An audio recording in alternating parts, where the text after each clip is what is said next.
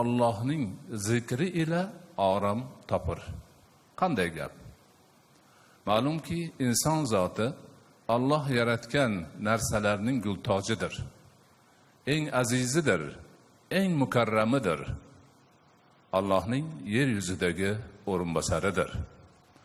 Ana insonni shunchalik buyuk bir sharafga erishishda insonda qalb degan narsa borligi eng muhim o'rin tutadi. Odamning javhari, asosi, odamni odam qilgan, Alloh yaratgan narsalarining afzali qilgan, azizi, mukarrami qilgan, Alloh yaratgan narsalarining gultoji qilgan, Allohning yer yuzidagi o'rinbosari qilgan narsa qalbdir. Jism, shakli shamoyil, suyak, go'sht, a'zolar boshqa jonzotlarda ham bor. Lekin ularda qalb yo'q. Shuning uchun ular insonga hammasi to'plansa ham teng kela olmaydi. Alloh taolo o'sha mavjudotlarning hammasini to'plab insonga xizmat qilish, beminnat xizmat qilishga majburlab qo'ygan ularni. Faqat inson ana shunday ulug'langan. Haligi aytganimizdek, unda qalb degan javhar borligi. Endi ana shu o'zi qalbni o'zining bo'lishi insonda kifoya qilmaydi. Qalb butun insoniyatga berilgan.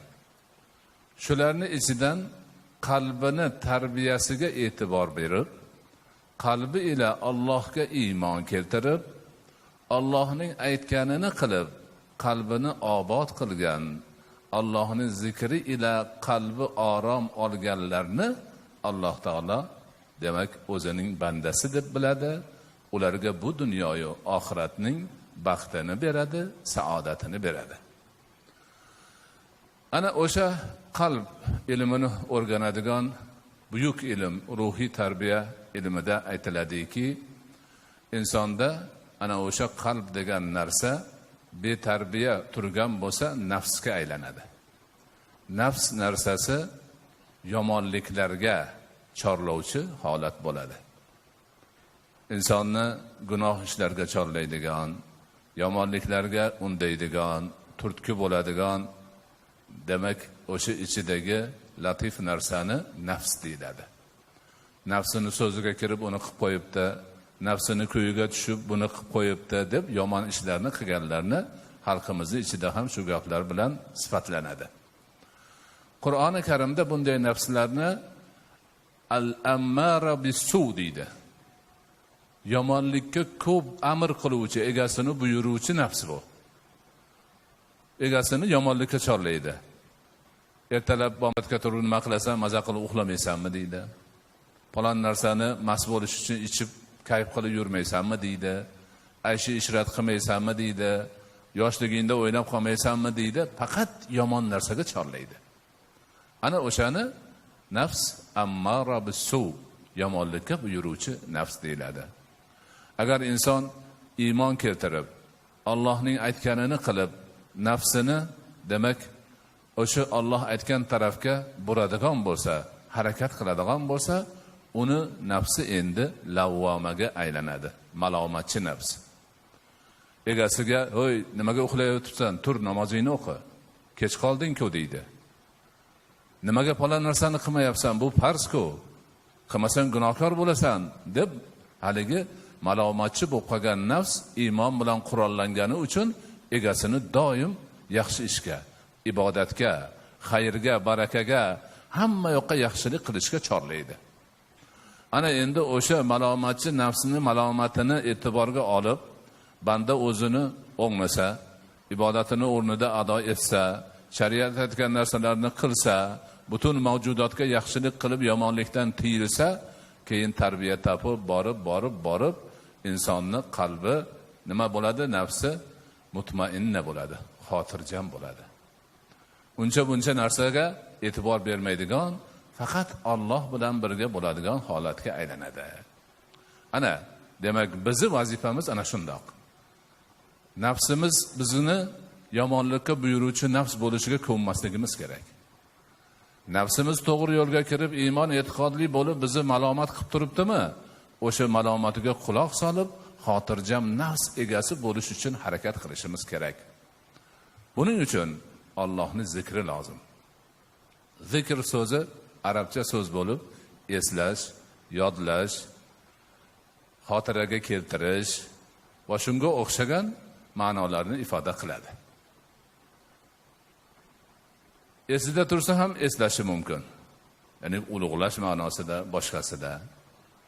Shuningdek, ana shu zikr orqali katta bir demak maqomlarga, yuqori martabalarga erishish mumkin. Xususan zikr Allohning zikri bo'lganda bu juda ulug' narsa bo'ladi. Allohni zikr qilish, eslash, til bilan eslash, dil bilan eslash, Allohning zikrida joriy bo'lgan demak lafzlar bilan eslash hammasi Qur'ondan keyingi eng ulug' ibodat hisoblanadi. Eng savobli ish hisoblanadi. Qur'on tilovati eng ulug' lafzlar bilan. Ana undan keyin subhanalloh, alhamdulillah, la ilaha illalloh, Allohu akbar kabi Qur'onda, sunnatda kelgan so'zlar bilan Allohni eslab zikr qilish eng savobli ish hisoblanadi. Bu savobli bo'lishi bilan birga insonni qalbini poklaydi. Haligi malomatchi nafsni ko'tarilib xotirjam nafsga aylanishi uchun yordamchi bo'ladi. Buni Alloh subhanahu va taolo o'zi Qur'oni Karimda buyurgan. Mo'min bandalariga xitob qilib bir oyatda aytadiki: "Uzkurulloha zikran kaseeran va sabbihuhu bukratan va asila." Ey iymon keltirganlar, Allohni juda ko'p zikr qilinglar. Allohni juda ko'p zikr qilinglar va ertayu kech u zotni poklab yodga olinglar. Subhanalloh deylar. U zot pokdir, u zot pokdir deb yuringlar. Mushriklarni, kofirlarni, boshqalarni Allohga qo'yayotgan ayblarini hammasidan Alloh pokdir. Hamma narsadan pokdir deb yurishni Alloh taolo bandalariga buyurgan. Boshqa ko'pgina oyatlarda ham Allohni zikr qilishga buyurgan. Mo'min musulmon bandalaridan maqtovga sazovor bo'lganlarni zakirinalloha kaseeran va zakirati deb esga olgan. Allohni ko'p zikr qiladigan erkaklar va Allohni ko'p zikr qiladigan ayollar deb. Allohni zikri bilan bandani martabasi yuqori bo'ladi. Uni demak ikki dunyosi baxtga, saodatga to'ladi. Boshqa bir oyatda Alloh taolo uzkuruni fazkuruni azkurkum deydi. Bas, meni zikr qilinglar, men sizlarni zikr qilaman deydi. Gapni qarang. Allohni kim zikr qilsa, eslasa, yodlasa, Alloh o'sha bandani zikr qilar ekan, eslar ekan, yodiga olar ekan. Alloh buyuk zot. Alloh yaratgan narsalarning hammasi buyuk. Osmonlarning cheki yo'q. Sayyoralarning soni yo'q. Hech adadi yo'q, chegarasi yo'q. Tog' va toshlar, okeanlar, buyuk narsalar turibdi. Ana shularning oldida inson bir zarracha ham kelmaydi. Juda kichkina narsa odam. Nihoyatda kichkina. Lekin shu kichikligi bilan Allohni zikr qilish ila Alloh uni eslaydigan baxtga sazovor.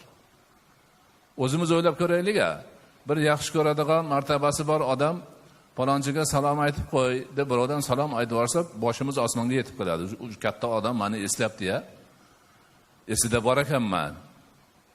Endi Alloh eslab tursa, zikr qilaman deb o'zi va'da berib tursa, bu qanday ham buyuk narsa. Shuning uchun Allohning zikrini nihoyatda yaxshi tushunish kerak va bunga amal qilishimiz kerak. Avvalo, Alloh siz bilan bizga buyurgan barcha ibodatlar Allohning eng katta zikrlari. Alloh taolo Qur'oni Karimda marhamat qilib aytadiki: "Va aqimis solata li zikri." Namozni meni zikrim uchun qoyim qil, ya'ni to'la to'kis ado et. Namoz avvalidan oxirigacha Allohning zikridan iborat. Namoz o'qiyman, tahorat qilay degani Allohning zikri. Chunki Alloh buyurgan shu amirni qilaman deb shunaqa qilyapti odamlar. Tahoratni har bir azoni yugandagi aytadigan gaplari zikr. Qiblaga qarab turishni o'zi zikr. Takbir aytib namozni boshlashi zikr, tilovati Qur'on zikr, tasbihlar, takbirlar hammasi zikr. Roza tutyapmiz, Allohning zikri. Hamma uxlab yotganda bedor bo'lib turish nima? Allohning zikri. Alloh menga tong otmasdan turib roza tut degan. Ana hamma yoqda Allohning zikri bor. Lekin shu bilan birga ana shu ibodatlarni to'ra to'kis ado etib, o'rniga qo'ygandan keyin ham yana Allohni o'sha buyruqlariga binoan ismlari, sifatlari, af'ollari va boshqa Qur'onda, sunnatda kelgan zikrlari bilan eslash buyrug'i bor. Buni ham qilish kerak bandalar. Biz o'sha Allohning zikri ila qalblar orom topur deganda mana shu zikrni demak alohida qasd qilib Allohni zikr qilaman deb Allohning ulug' ismlari, sifatlari, amallaridan ba'zilarini masalan uchun subhanalloh yoki Allohu akbar yoki alhamdulillah yoki la ilaha illalloh deb eslash ma'nolarini mana shu demak hozirgi ma'ruzalarimizda mana shuni ko'zlab qilmoqchimiz.